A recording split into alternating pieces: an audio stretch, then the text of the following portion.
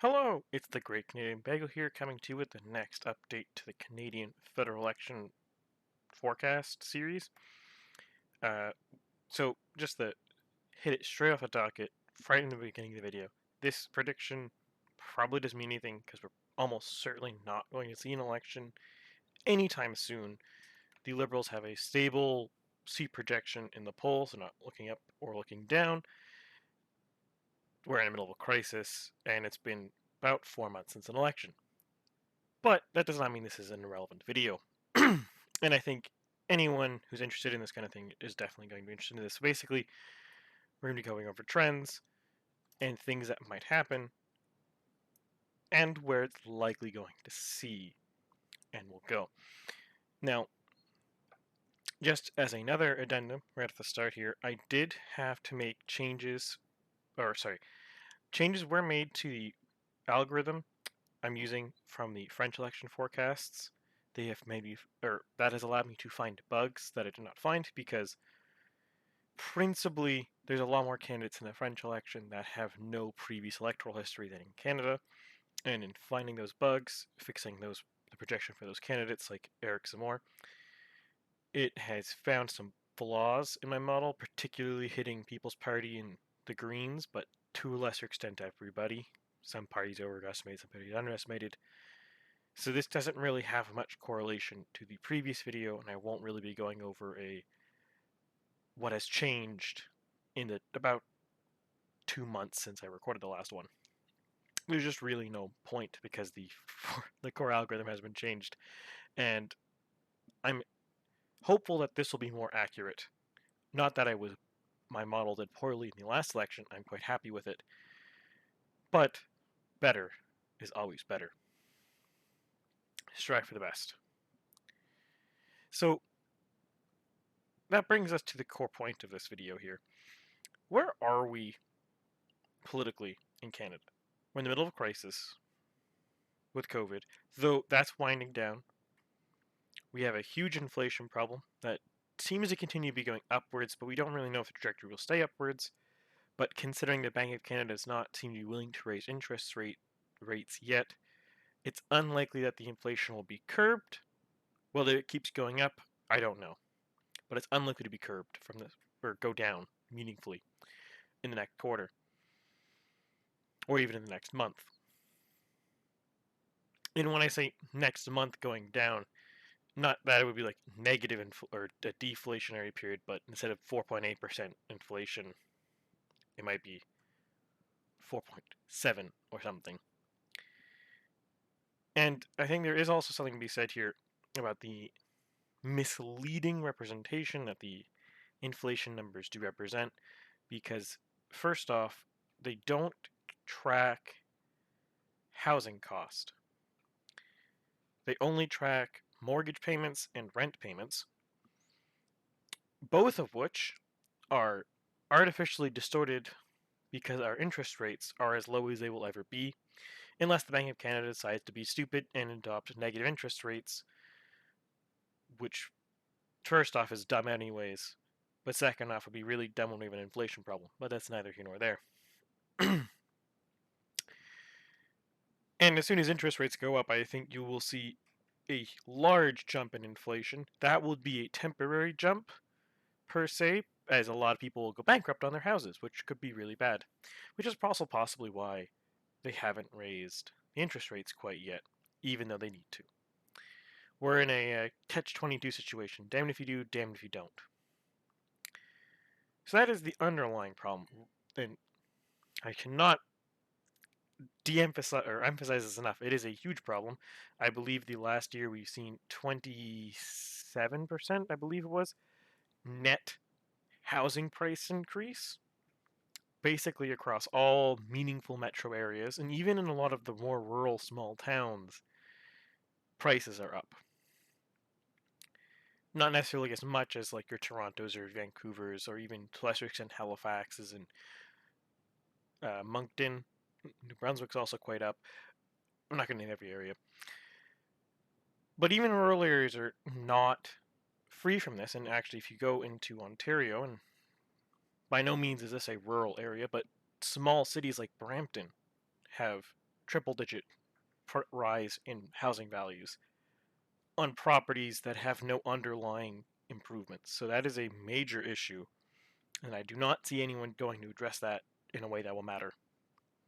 There's some tinkering around the edges, but it really is not going to solve the core issue. And that is where the projection and the trends going forward are something that will be interesting. So as we see here, the Liberals hold narrow leads in Yukon, Northwest Territories, Ontario, Quebec, New Brunswick, and a bit better leads in the rest of Atlantic Canada in like total raw popular vote. Obviously, the Conservatives rule the West. That's pretty normal. The only times it doesn't happen is when the Conservative leader is basically being anti-voted, which has not happened since 2015.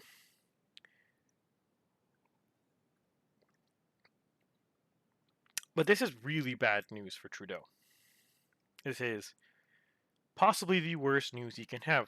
He has a major time bomb underneath him that he really has no tools to deal with, because love him or hate him, think he's doing something or not, Trudeau really has no tools to actually deal with the housing price problem. It's mostly provincial and municipal problem. The main problem being the lack of supply. The feds can do a little bit around this. They can curb immigration rates, and they can curb, disincentivize foreign buyers from the market. But that's not really a huge factor. I think there's a report that if foreign home buyer ban, I believe, would reduce demand by about 2%, which is nothing to scoff at. And I'm not saying we shouldn't do it, but it won't solve the problem. It might just reduce the rate of growth, which, well, useful is not solving the issue. And the Liberals will never reduce immigration rates, which would probably actually solve the issue, but it's just a non-starter. They will never do it. And they'd have to curb immigration rates by so much, it's just nonsensical for them. That is. I believe the current net immigration rate is about 400,000. They would probably have to basically slash it to zero for that to have a meaningful enough impact on housing prices, because you basically just have to remove the entirety of that demand from the market. The only real solution is supply. The feds can't really do anything about that. But I'm not going to go into provincial or municipal matters here. That's not the point of this series. What this is to say, Trudeau is sitting on a gigantic ticking time bomb that he really can't do anything about outside of banning immigration, which his party will never do. He will be removed from leader or lose the next election as his base defects to the NDP or something. So he has nothing to... He can't handle that. The Liberals are completely unwilling to not spend money. They think they might be... Maybe they think they're going to be able to raise taxes in some regard, but that's nonsensical. I can't give you the specific numbers for any individual tax. I have not looked at every single possible tax they could levy. But at the end of the day, most taxes, if you levy them, might give you a 1-year bump in revenue, but people's behaviors will change.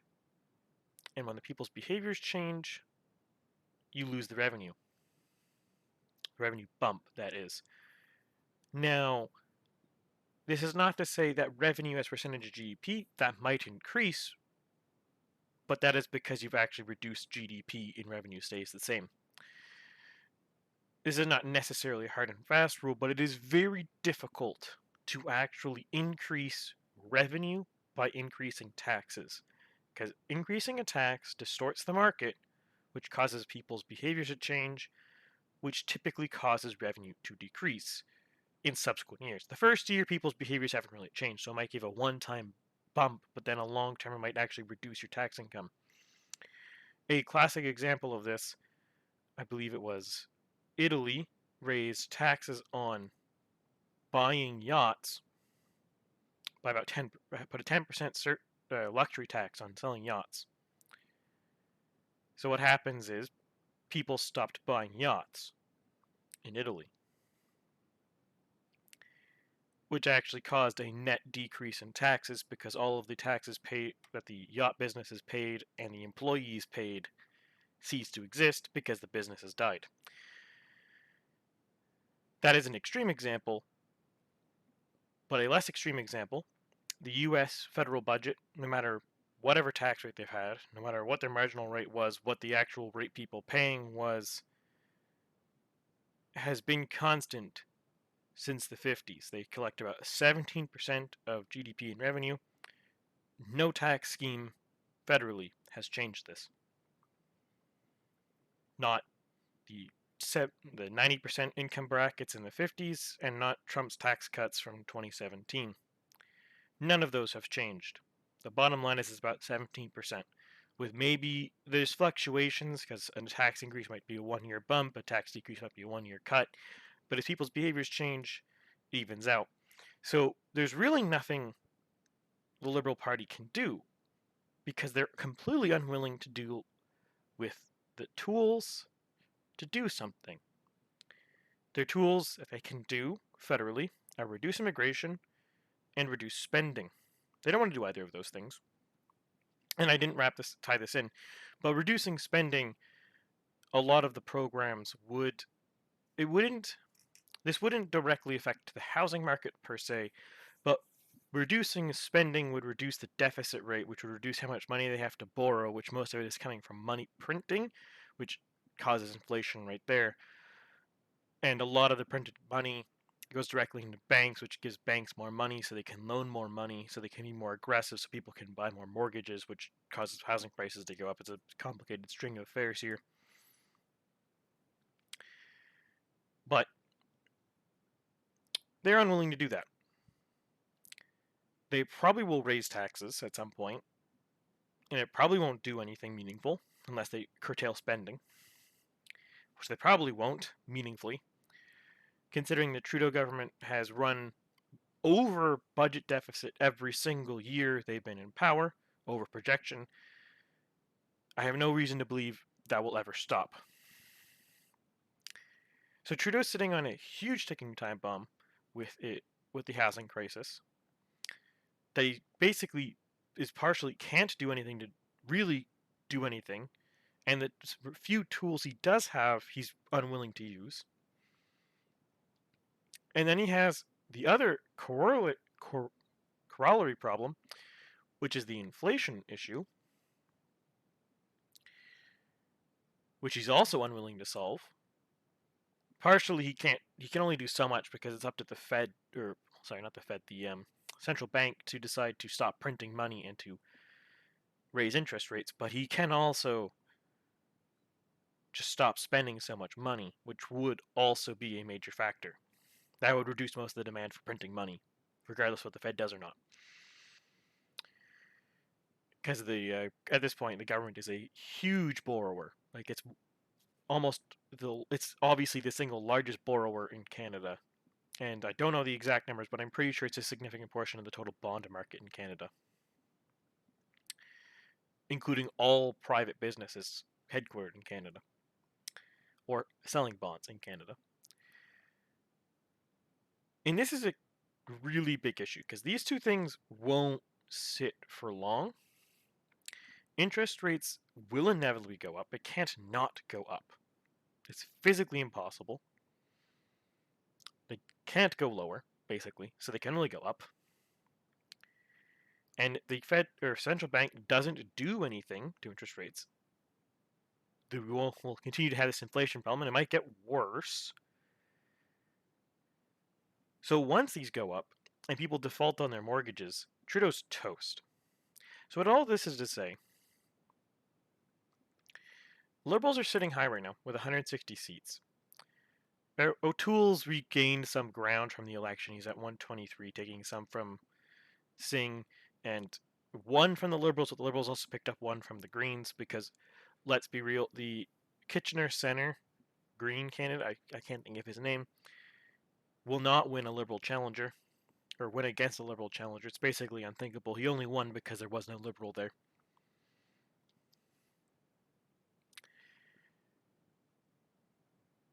So right now they're okay.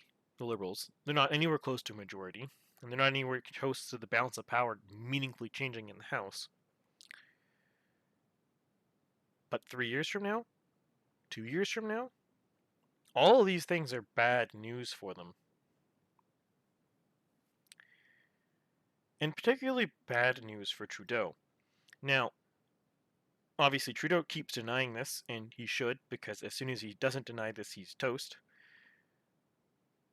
But my money is Trudeau is going to announce his retirement sometime in 2023 on the condition here that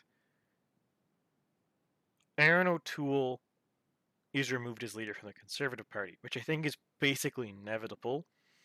Maybe with the trucker protest going on while I'm recording this and possibly going forward in Ottawa, maybe he can re-rally a lot of the right-wing support.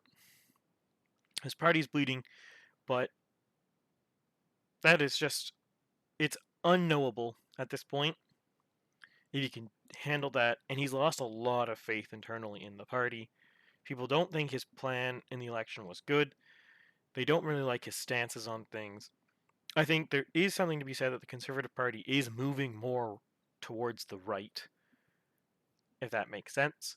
Because honestly, I don't really like the flattened left-right scale. It's too simplified.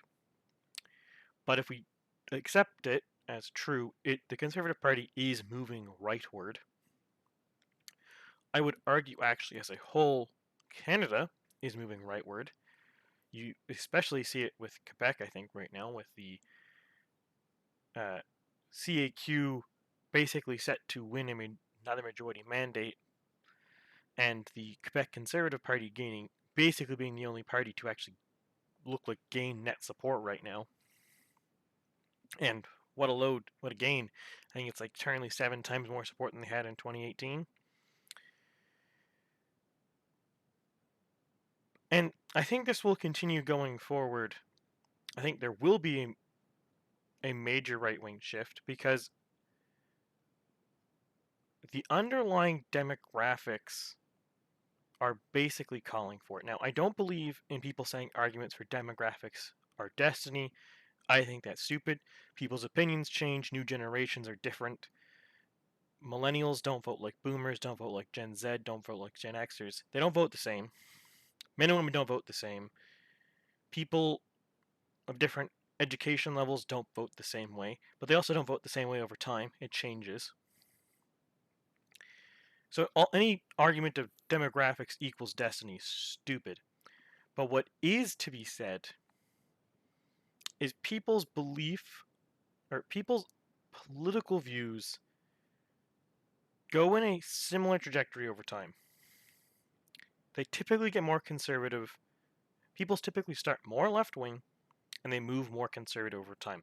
The main reason for this is life happens. People are really idealistic when they're young, and as the realities of the world affect them, they're getting married, having kids, working a full-time job, having to actually pay taxes, getting whatever for services they can from the government. A lot of the time, that does change people's perspectives, and it typically doesn't make them more left-wing. My general experience is the more interactions people have with the government, the less they like the government. And it typically makes them more right-wing in North America. Cannot comment for other areas, but in North America, the right-wing is, broadly speaking, small government. The more interaction you have with it, typically the less people like it.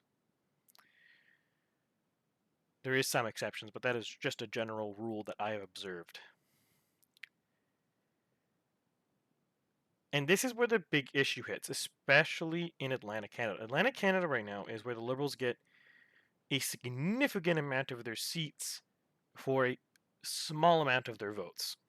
Extremely vote efficient in Atlantic Canada because we're overrepresented, and frankly, it's extremely undemocratic. As someone from Nova Scotia, I detest the fact that we have 11 seats when we really should have 10. It's unfair, but I cannot do anything about it. Pierre Trudeau wrote a dumb constitution.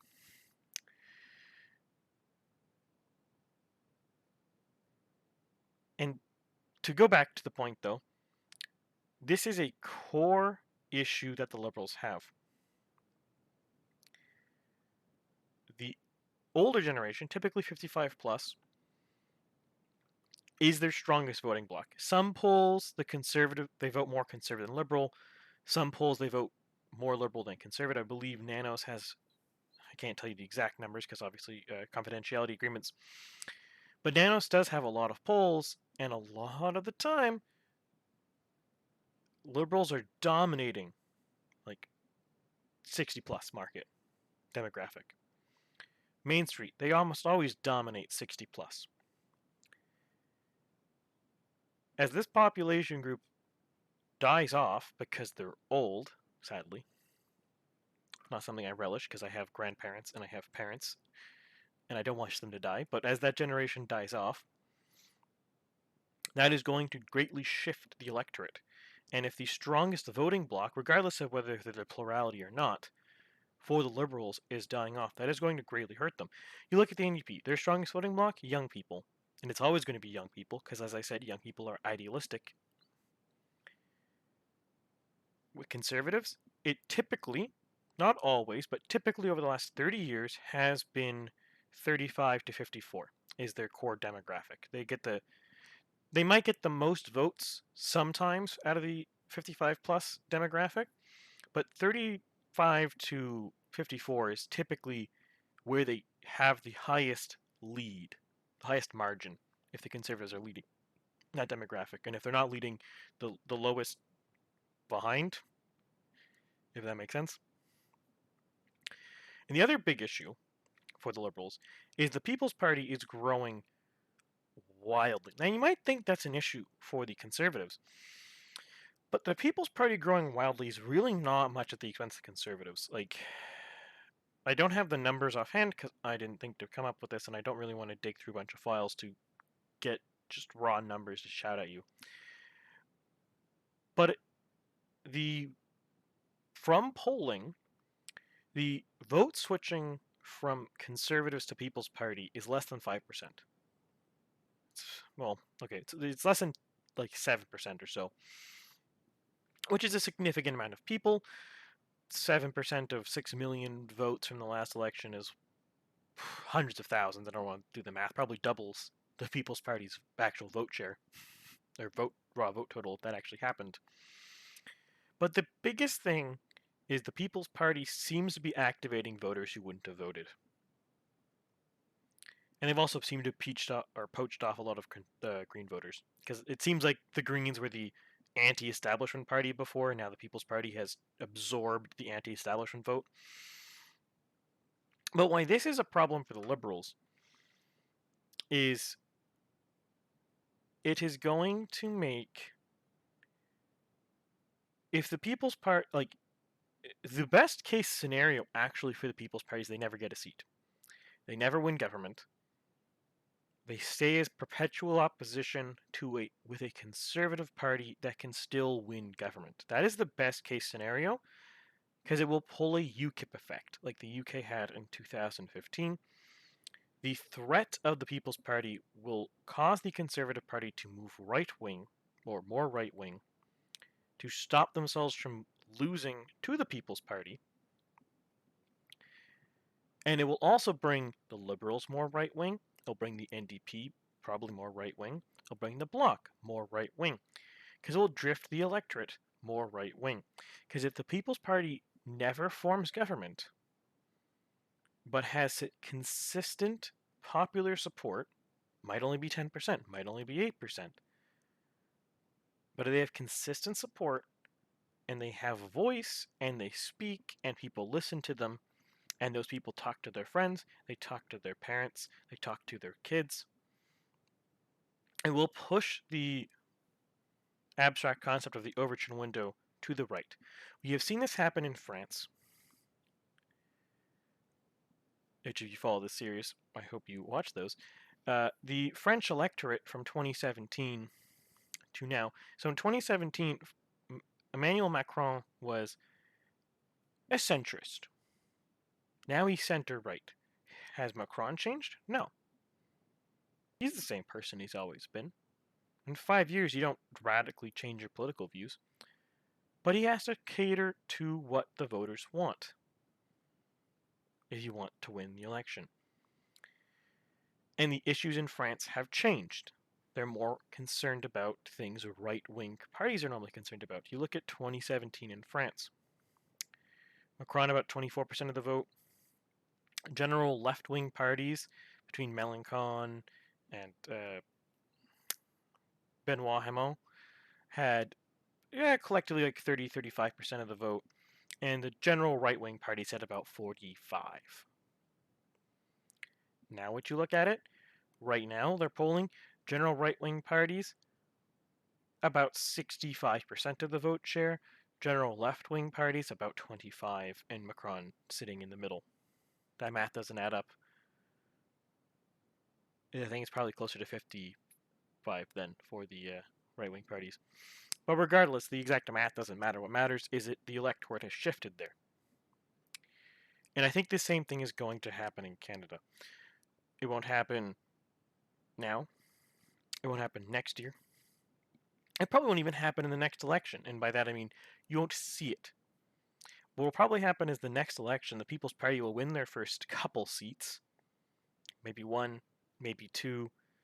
They might even upset and take out some big name conservatives. Maybe Candice Bergen will lose her seat in southern Manitoba. Maybe a place like Fort McMurray will flip purple. It'll be shocking. It'll get a lot of publicity.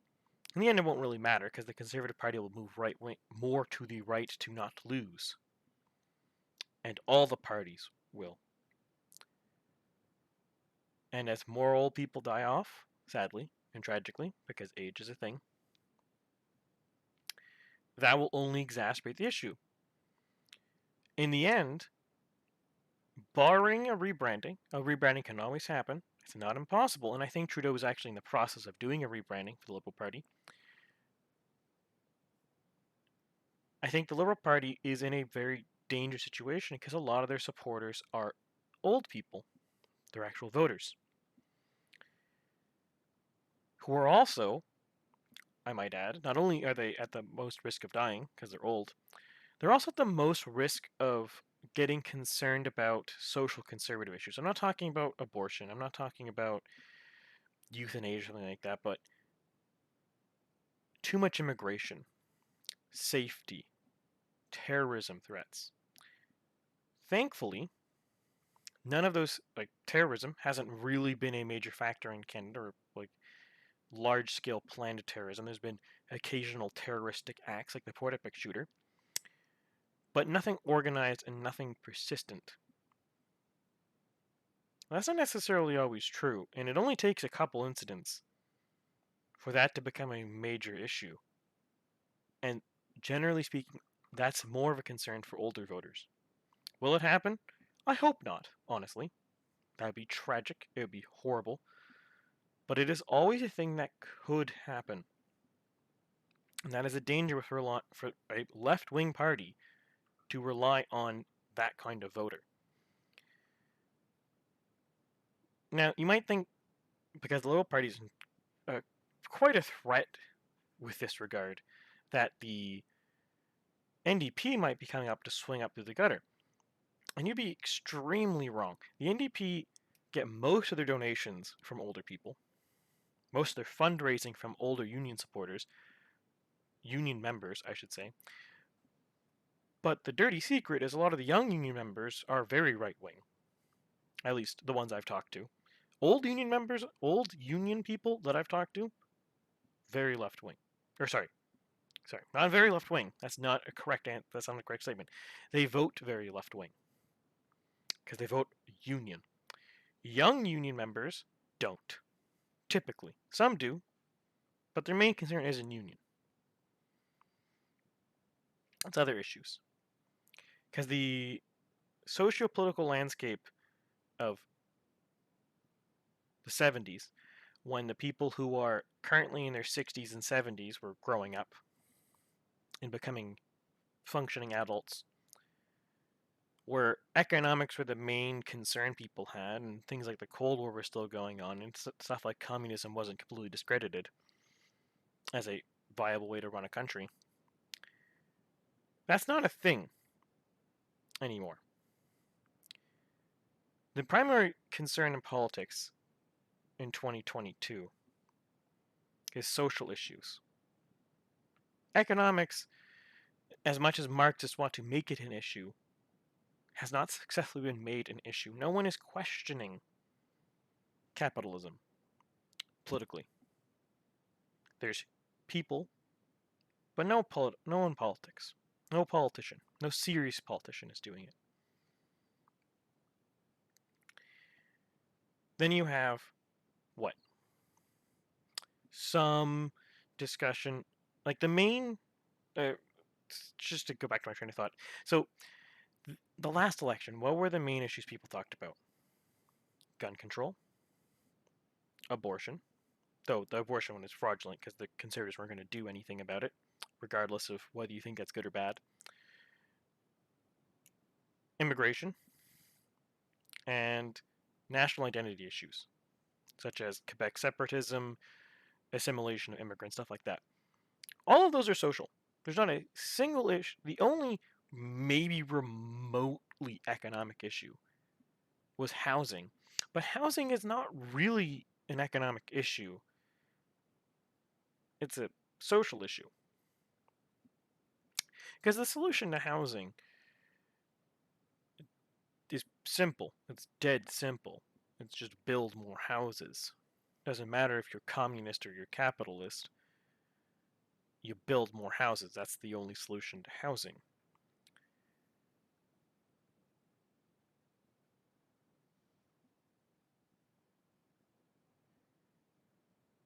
So if all the issues are social, people growing up, people in their 20s, people in their 30s right now, who grew up in a political landscape where all the issues are social, no one makes any meaningful arguments politically on a national stage about how you organize the economy. There's barely even discussion of, do we need more or less regulations? Things like union don't matter anymore for people in their 20s and 30s. That's not the concern, because economics aren't the concern. It's social issues. And that's dangerous for the NDP. It's dangerous for the Liberals. And it's actually a gold mine for the Conservatives. Will they take it? I don't know. O'Toole? Probably not. But if they sack O'Toole and replace him with, let's say, Pierre Poilievre, he probably will jump 100% onto the social issue bandwagon. Will it be successful for him? I don't know. I cannot speculate the future until I have data to speculate it. But what I can tell you is this is likely to be what's happening. We will see going forward. It's not, nothing of this is certain. But these are the trends I'm seeing on the ground, seeing in the sky, seeing in the polls, across the country. And not even just across the country, but across the West as a whole. This is happening everywhere. The US, generally speaking, is more, kind of imploding actually, but the people seem to be moving right wing on social issues. Europe, people are moving right wing on social issues. Economic issues, who knows? But there's a big backlash against social justice and wokeism, if you want to call it that. And that is only gaining impetus. As more and more corporations come out supporting it, it is only driving voters more against it. Or more voters to be against it. Very few people actually like these kind of issues from what I've talked to. Obviously, this is anecdotal, but of all the people I've talked to, some very left wing, some very right wing. No one really likes this kind of stuff like diversity quotas or diversity training. No one likes it. Or very few people like it. It's not a winning political issue. And it's only going to drive people more socially right wing. And as society, such as in the US, starts collapsing as social bounds going down, not saying the US will have a civil war or anything, but saying that the US is having a very tumultuous period. As things like that happen, it is only going to push those issues more. In times of crisis, people want a unity, not diversity. Is that good or bad? Well, I will let that be your to decide.